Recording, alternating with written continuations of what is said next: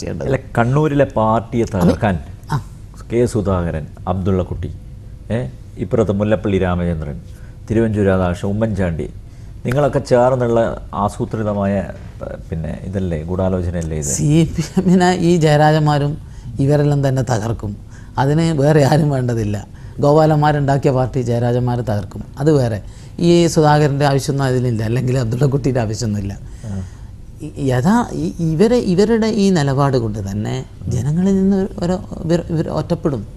ഇപ്പം പിറവം തെരഞ്ഞെടുപ്പ്, നെയ്യാറ്റിൻകര തെരഞ്ഞെടുപ്പ് ശക്തി കൂടുകയാണെന്നാണല്ലോ പറയുന്നത്. ഇപ്പം രാഷ്ട്രീയ വിശദീകരണ യോഗങ്ങളിൽ അണികൾക്ക് ഒരാശങ്കയില്ല എന്നാണ് പറയുന്നത്. ആളുകളൊക്കെ ഈ പൊതുയോഗങ്ങളിൽ എണ്ണം കൂടി വരികയാണ്. CPM-കാർ മാത്രമല്ല, മറ്റു പാർട്ടിക്കാരും പങ്കെടുക്കുന്നതാണ്. അഡോൾഫ് ഹിറ്റ്ലർ ആത്മഹത്യത്തിന് ഒരാഴ്ച മുമ്പ് പങ്കെടുത്ത യോഗത്തിൽ 4 ലക്ഷം ആൾ പങ്കെടുത്തിരുന്നു. അതുകൊണ്ട് ഒരു പ്രസ്ഥാനം ശക്തമാണെന്ന് പറയാൻ കഴിയില്ല. പേടിച്ചിട്ട് ആൾ പരിപാടിക്ക് പോകും.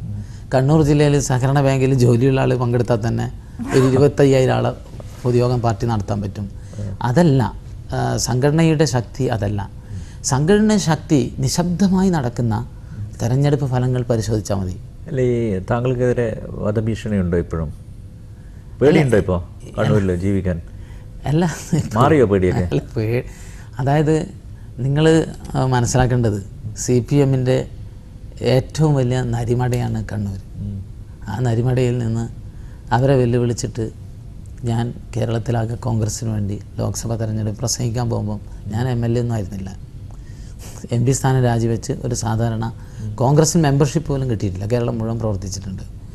പിന്നീട് ഭാഗ്യത്തിന് MLA സ്ഥാനം കിട്ടിയതുകൊണ്ടായിരിക്കും ഈ കഴുത്തിന് മുകളിൽ ഈ തല നിൽക്കുന്നത്. അല്ലെങ്കിൽ ചന്ദ്രശേഖരൻ്റെ ഗതി എനിക്ക് വരാമായിരുന്നു. പഴയ സഹാക്കന്മാരായിട്ടൊക്കെ അടുപ്പമുണ്ടോ? ഇപ്പോൾ സഹാക്കന്മാരുമായിട്ട് നല്ല സൗഹൃദം പലരുമായിട്ടുണ്ട്.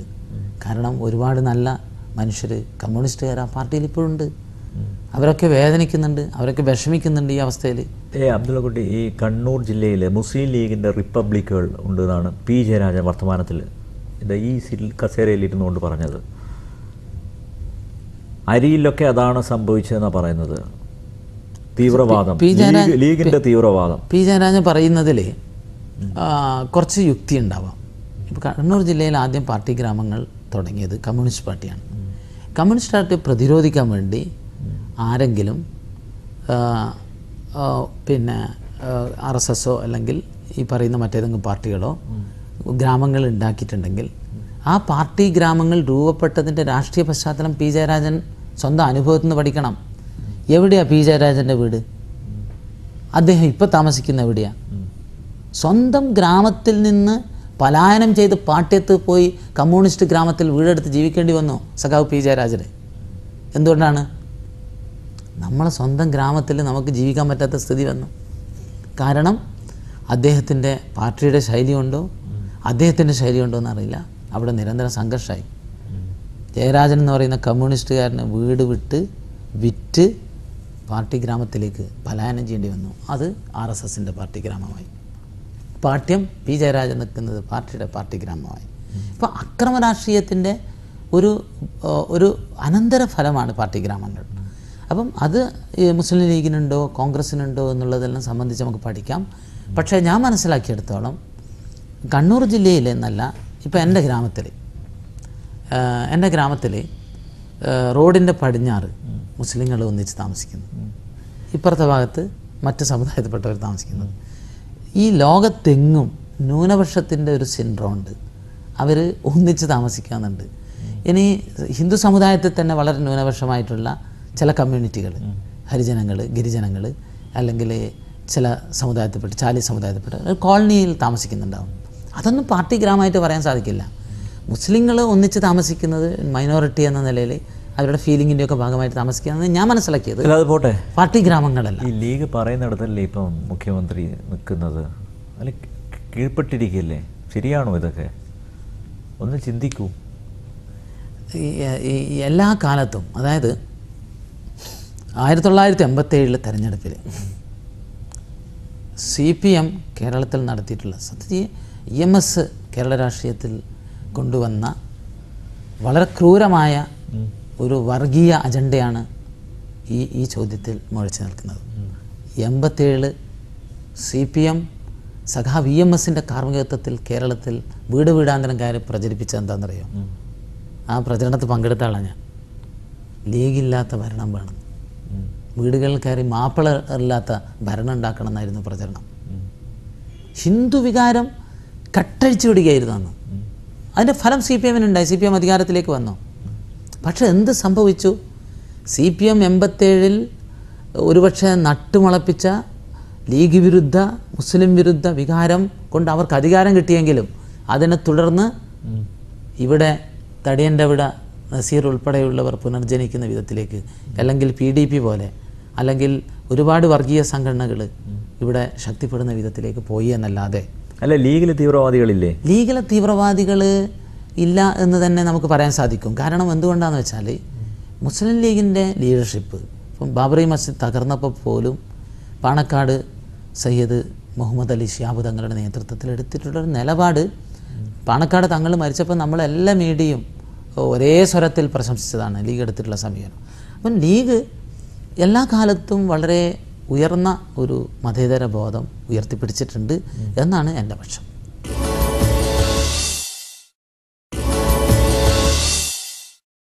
അബ്ദുള്ള കുട്ടിക്ക് ഗ്രൂപ്പുണ്ടോ? അല്ല, ഞാൻ കോൺഗ്രസ്സിൽ ഒരു ചെറിയൊരു പുതുക്കക്കാരനാണ്. അല്ല, ആരോടാണ് കൂറ് കൂടുതൽ, ഉമ്മൻചാണ്ടിയോടാണോ രമേശ് ചെന്നിത്തലയോടാണോ? അല്ല, ഞാൻ കോൺഗ്രസ്സിലെ എല്ലാ നേതാക്കന്മാരോടും നല്ല സൗഹൃദത്തിൽ പോകുന്ന ആളാണ്. ഉമ്മൻചാണ്ടിയും രമേശ് ചെന്നിത്തലയായിട്ട് എല്ലാവരുമായിട്ട് നല്ല സൗഹൃദത്തിൽ പോകുന്ന ഒരാളാണ്. അല്ല, ഒരു ജനാധിപത്യ പാർട്ടിയിൽ നിന്നാണ് കോൺഗ്രസ്സിലോട്ട് വന്നത്. പക്ഷേ കോൺഗ്രസ്സിൽ ജനാധിപത്യം ഉണ്ടോ? ഇവിടെ പുനഃസംഘടന എന്ന് പറഞ്ഞാൽ കുറേ കാലമായി നടക്കുന്നുമില്ല. ഈ യൂത്ത് ലീഡർഷിപ്പ് ഒരു തെരഞ്ഞെടുപ്പിലൂടെ വന്നവരാണ്. അവർ മൂത്ത ലീഡർഷിപ്പ് ആകുമ്പോൾ ഈ നോമിനേഷൻ അവർ സമ്മതിക്കും തോന്നില്ല. ഇന്നല്ലെങ്കിൽ നാളെ കോൺഗ്രസിനകത്തും ജനാധിപത്യം പുലരും എന്നുള്ള നല്ല പ്രതീക്ഷയാണ് എനിക്കുള്ളത്. പെൻഷൻ പ്രായം കൂട്ടാൻ പോവുകയാണെന്ന് കേൾക്കുന്നു. നല്ലതാണോ ഇത്? ഇത് സംബന്ധിച്ച് വ്യത്യസ്ത അഭിപ്രായം UDF-നകത്തുണ്ട്, യൂത്ത് കോൺഗ്രസിനകത്തുണ്ട്, കോൺഗ്രസിനകത്തുണ്ട്. ഒരു നിലപാട് പൈപ്പ് ലൈനിലാണ്, തീരുമാനമായിട്ടില്ല. പക്ഷേ വ്യക്തിപരമായ എൻ്റെ അഭിപ്രായം പറയുന്നതായിരിക്കും ഈ സന്ദർഭത്തിൽ നല്ലത് എന്നാണ് തോന്നുന്നത്. ഞാൻ പെൻഷൻ പ്രായം കൂട്ടണം എന്നുള്ള ശക്തമായ അഭിപ്രായക്കാരനാണ്. ചെറുപ്പക്കാരെ അടിക്കും അല്ല, ചെറുപ്പക്കാർ അത് അനിൽ ഉൾപ്പെടെയുള്ള ആൾ ജോലി ചെയ്യുന്നത് സർക്കാർ സ്ഥാപനത്തിലല്ലല്ലോ, മാന്യ ശമ്പളം കിട്ടുന്നില്ലേ. ഇവിടെ IT മേഖലയിൽ തന്നെ സർക്കാർ ജീവനക്കാരുടെ ഇരട്ടി ആളുകൾ വർക്ക് ചെയ്യുന്നുണ്ട്. നമ്മുടെ നാട്ടിൽ പരമ്പരാഗത മേഖലയിൽ 50 ലക്ഷം ആൾ ജോലി ചെയ്യുന്നുണ്ട്. സർക്കാർ മേഖലയിൽ 5,34,000 ആളെ വർക്ക് ചെയ്യുന്നുള്ളൂ. ഒരു വർഷം 20,000 ആൾക്കേ സർക്കാർ ഉദ്യോഗം കിട്ടുകയുള്ളൂ. ഈ 20,000 ജോലി കണ്ടിട്ട് ആണോ നമ്മൾ ചെറുപ്പക്കാരുടെ പക്ഷത്താണ് നിൽക്കുന്നതെന്ന് പറഞ്ഞിട്ട് വെറുതെ അവരെ വികാരം കൊള്ളിച്ചിട്ട് എന്താ കാര്യം? മറ്റ് സംസ്ഥാനങ്ങൾ നോക്കണം. ബംഗാളിലും ത്രിപുരയിലും പെൻഷൻ പ്രായം കൂട്ടി. കേരളത്തിൽ മാത്രം എന്താ DYFI ഈ നിലപാട് സ്വീകരിക്കുന്നത്? മാത്രമല്ല, IIM-ലും IIT-ലും റിട്ടയർമെൻറ്റ് പ്രായം അധ്യാപകർക്ക് 70 വയസ്സാക്കിയിരിക്കുകയാണ്. ഇതെന്താ നമ്മൾ ചർച്ച ചെയ്യാത്തത്? കാരണം ആരോഗ്യ വിദ്യാഭ്യാസ രംഗത്ത് എന്ന് പറഞ്ഞാൽ അത് ഡോക്ടറായാലും അധ്യാപകനായാലും അത് പിന്നെ എക്സ്പീരിയൻസ് കൂടുന്നതിന് അവർ ഗുണം കൂടുന്നതാണ്. തേക്ക് മരം പോലെയാണ്, കാതൽ കൂടും. അപ്പോൾ അത്തരം കഴിവുള്ള ആളുകളെ നമ്മൾ എടുക്കണം. കേരളത്തിൽ നിന്ന് ഈ ചെറിയ പ്രായത്തിൽ റിട്ടയർ ചെയ്യുന്ന എല്ലാ അധ്യാപകരും തമിഴ്നാട്ടിലും കർണാടകത്തിലും എഡ്യൂക്കേഷൻ സ്ഥാപനങ്ങൾ ഹൈ ലെവലിൽ പെൻഷനേക്കാളും ശമ്പളത്തേക്കാളും വലിയ തുക ശമ്പളം വാങ്ങിയിട്ട് അവർ ജീവിക്കുകയാണ്. പക്ഷെ അത്തരം ആളുകളെ കേരളത്തിൽ പറ്റില്ല എന്ന് പറയുന്നത്. കേരളത്തിലെ CPM-ൻ്റെ ഹെഡ്ക്വാർട്ടേഴ്സിൽ, പാർട്ടി ഓഫീസുകളിൽ അവരിപ്പം നല്ല പോസ്റ്റിലെല്ലാം നിയമിക്കുന്നത് റിട്ടയർ ചെയ്ത ആളുകളെയാണ്. അപ്പോൾ റിട്ടയർ ചെയ്ത ആളുകളെ നമ്മൾ മാറ്റി നിർത്തല വേണ്ട. ഈ നാടിൻ്റെ വികസനത്തിന് വേണ്ടി അവർ ഉപയോഗിക്കണം. ചെറുപ്പക്കാർക്ക് കൂടുതൽ തൊഴിലവസരങ്ങൾ ഉണ്ടാക്കുന്ന IT സ്വകാര്യ വ്യവസായ സ്ഥാപനങ്ങൾ നമ്മൾ തുടങ്ങണം. ആ വികസന കാഴ്ചപ്പാടോടുകൂടിയാണ് ഉമ്മൻചാണ്ടി സർക്കാർ മുന്നോട്ട് പോകുന്നത്. അതുകൊണ്ട് പെൻഷൻ പ്രായം കൂട്ടണം എന്നുള്ളതാണ്, അതാണ് നല്ലത് എന്നുള്ള അഭിപ്രായമാണ് എനിക്കുള്ളത്. അതിൽ ഒരു ചെറുപ്പക്കാർ നല്ല വിവരമുള്ള ചെറുപ്പക്കാരാണ്, അവരെ പറഞ്ഞ് ബോധ്യപ്പെടുത്താൻ കഴിയുന്നതാണ് എൻ്റെ പ്രതീക്ഷ. ഈ നരേന്ദ്രമോദിയോട് ഇപ്പോഴും ബഹുമാനമുണ്ടോ? അല്ല, ഞാൻ വികസനത്തിനോട് ചില അഭിപ്രായങ്ങൾ പറഞ്ഞത് കൊണ്ടാണല്ലോ അങ്ങനെയൊരു. അല്ല, ഇപ്പം ഗുജറാത്തിലോട്ട് നോക്കാറില്ലേ? അല്ല, ഞാനിപ്പം നല്ല വികസനങ്ങൾ നടക്കുന്ന സംസ്ഥാനങ്ങളെക്കുറിച്ചും രാജ്യങ്ങളെക്കുറിച്ചും സ്ഥിരം പ്രസംഗിച്ച് നടക്കുന്ന ഒരാളായതുകൊണ്ട് എനിക്ക് പറ്റിപ്പോയൊരു കാര്യമാണ് അത്. അപ്പോൾ കേരളത്തിൽ അത് പറഞ്ഞത് തെറ്റായിപ്പോയെന്ന് തോന്നുന്നുണ്ട് ഇപ്പോൾ. അല്ല, ഞാൻ വികസനത്തെ സംബന്ധിച്ച് പറഞ്ഞതിൽ ഞാൻ അന്നും ഉറച്ചു തന്നിട്ടുണ്ട്. 1-2 തെരഞ്ഞെടുപ്പുകളിൽ ഈ ചോദ്യം ചോദിച്ചപ്പോൾ CPM പടിയടച്ച് മണ്ണവൊക്കെ ഒരു കാരണം ഇതായിരുന്നല്ലോ അല്ലേ, മോഡി ആരാധന. അതെ. ഇപ്പം കേരളത്തിൽ ഒരു നല്ലൊരു വികസന അന്തരീക്ഷം ഇപ്പം വന്നിരിക്കുകയാണ്. ഉമ്മൻചാണ്ടി സർക്കാർ സത്യത്തിൽ നല്ലൊരു മുഖ്യമന്ത്രിയാണ്. ഇപ്പം വിഴിഞ്ഞം പോർട്ട് മുതൽ കണ്ണൂർ വിമാനത്താവളം വരെ, അതുപോലെ തന്നെ mono train, metro train, high speed rail corridor, smart city, ഇതൊക്കെ പെട്ടെന്ന് പൂർത്തിയായി കഴിഞ്ഞാൽ കേരളത്തിലെ ഒരു നല്ല ഒരു കേരളം സൃഷ്ടിക്കാൻ കഴിയുന്നതാണ്. പക്ഷെ ഒരു വിമർശനം എനിക്കുണ്ട് വികസനവുമായി ബന്ധപ്പെട്ട്. ഞാൻ നിയമസഭയിലും പ്രസംഗിച്ചു, മീഡിയയിൽ വേണ്ടത്ര വന്നില്ല. കാരണം കേരളത്തിലെ ഇൻഫ്രാസ്ട്രക്ചർ ഡെവലപ്മെൻറ്റിനെ കുറിച്ചുള്ളൊരു ആർത്തിയും നമ്മളതിൽ കുറേ വൈകിപ്പോയി എന്നുള്ള ഒരു തിരിച്ചറിവിൽ നമ്മൾ ഓടിക്കതച്ചുകൊണ്ടിരിക്കുകയാണ്. പക്ഷേ കേരളത്തിൽ മെട്രോ ട്രെയിനും മോണോ ട്രെയിനും റെയിൽ കോറിഡോറിനും ഒന്നും ഞാൻ എതിരല്ല. ഇടുക്കിയിലും വയനാട്ടിലും എയർപോർട്ട് തുടങ്ങാൻ പോവുകയാണ്. എല്ലാ ജില്ലയിലും എയർ സ്ട്രിപ്പുകൾ എത്താം. പക്ഷേ ഈ എയർവേയിൽ, ഈ റെയിൽവേയിൽ, ഈ സ്മാർട്ട് സിറ്റിയിൽ, ഈ മെട്രോയിൽ, ഈ മോണോ ട്രെയിനിലൊക്കെ എത്തിച്ചേരണമെങ്കിൽ നല്ല റോഡ് വേണ്ടേ? വേണം. കേരളത്തിൽ റോഡ് വികസനത്തെക്കുറിച്ച് ഒരു രാഷ്ട്രീയ പ്രസ്ഥാനം വേണ്ടത്ര ചിന്തിക്കുന്നില്ല.